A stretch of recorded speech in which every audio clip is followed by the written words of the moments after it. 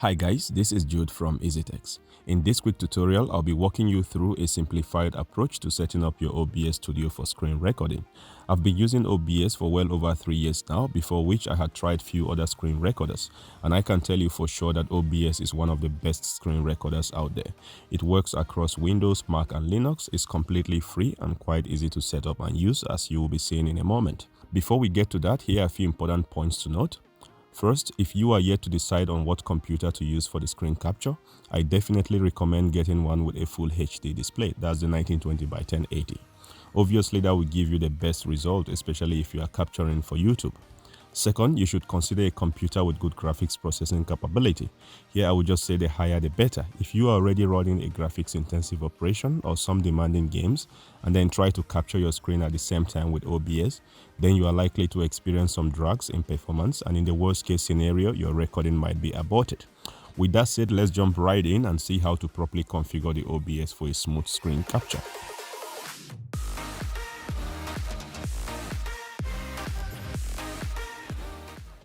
Okay, so first we need to download the OBS. For that, go to your browser and search download OBS. Then click on the first result from obsproject.com. Here select your operating system. Mine is Windows. If you are using Mac or Linux, you can select appropriately. Then go down and click on download installer and wait for the download to complete. Afterwards, simply run by double clicking. Hit yes on the user account control. Here hit next. Now if you see a notice like this saying your system is missing some runtime components that OBS requires, would you like to download them? Just hit yes. Now that should automatically open your browser to the download page of the runtime components. If for some reason your browser doesn't open this download page automatically, I will leave a link to the download page down the video description. Here simply download and install the components OBS recommends. With the older OBS versions, there are usually 2 components to download and install, but with this newer version, we just have 1 component to install. So simply download and install accordingly.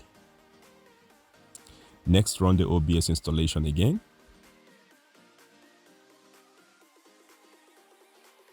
Here hit next. Agree to the license terms and hit next. And then install. Now hit finish to complete the process, and then you should have the OBS shortcut on your desktop. Now when you run the OBS for the first time, it tries to help you set up the tool by using the auto configuration wizard. For this tutorial, we'll be skipping that, so here I will hit no. Now without touching any settings on this screen, just go ahead and click on the settings at the right hand corner. You should have this settings page pop up. Here we are just going with the minimal settings for optimal performance. We'll go from top to bottom. So first, here we have the general settings.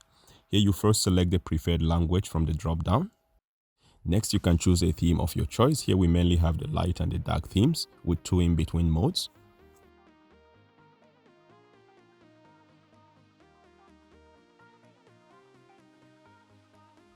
Now leave everything else as they are and go down to the system tray.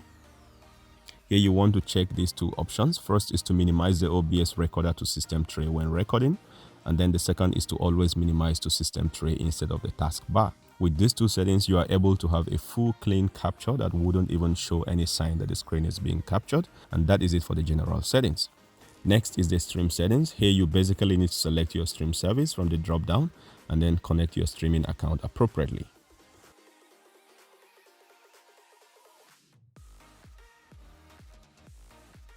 Then you have the output settings. Here again, don't tamper with any of these settings. Just go down to where you have the recording format. Use the drop down and change the format to MP4.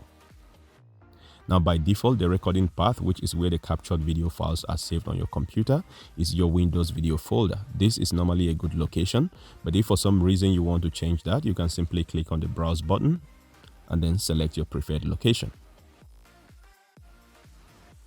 Next, you want to go to your audio settings. Again, here don't play around with all these options. By default, OBS is set to record any audio from your desktop and also audio from your microphone, which is basically the audio from your voice or the environment. This would be perfect if you are recording voiceover or making commentary over live stream or capturing your gameplay. However, if you want to have only the audio from your computer and no other sounds from the environment, then you want to go down to this mic/auxiliary audio and change it from default to disabled. And that is it for the audio settings. Next, go to the video settings. Here you have two resolutions to set up. First is your base resolution, which is the resolution of the screen you are capturing from. By default, mine is on 1920 by 1080, which I highly recommend for a screen capture. Lower resolutions would obviously offer you lower video quality, so pay attention to that. The second resolution is the output resolution, which is the resolution of the captured video. Here again, I would recommend you keep it to 1920 by 1080. Then under downscale filter, I normally put mine to Lanczos with 32 samples. Then for the FPS, I normally leave mine at 30 frames per second.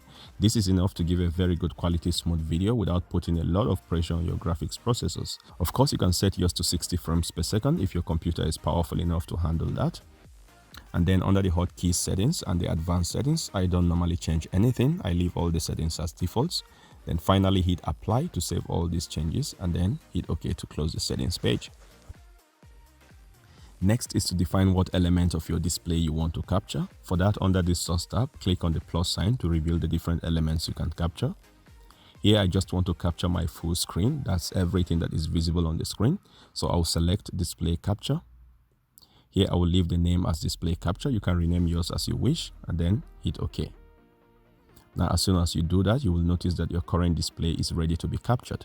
Now if you have multiple displays and you want to select some other display, then you can use this drop down to do that.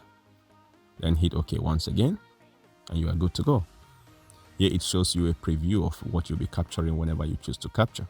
So here when I minimize the OBS, everything about it disappears. To start recording, I will simply go to my system tray, right click on the OBS icon and select start recording. And then I have this red dot showing that the screen is currently being recorded. And once I'm done, I go back to the same icon, right click on it and select stop recording. And shortly after, the red dot disappears. And then when I go to my video folder, I will find the video file I just recorded.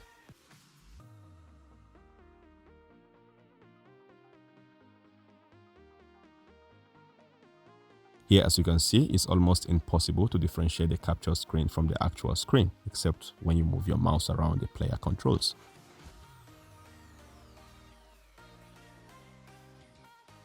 Now there are tons and tons of features and settings you can play around with on the OBS. This is just what I consider the most basic settings for a clean, smooth screen capture using the OBS. And that is it for this tutorial. Give this video a thumbs up if you found it useful. Share with anyone you think might want to see. Drop us a comment if you have any questions or feedbacks. Don't forget to subscribe and turn on notification for updates on future tech support videos like this one. Thanks for watching and see you in the next one.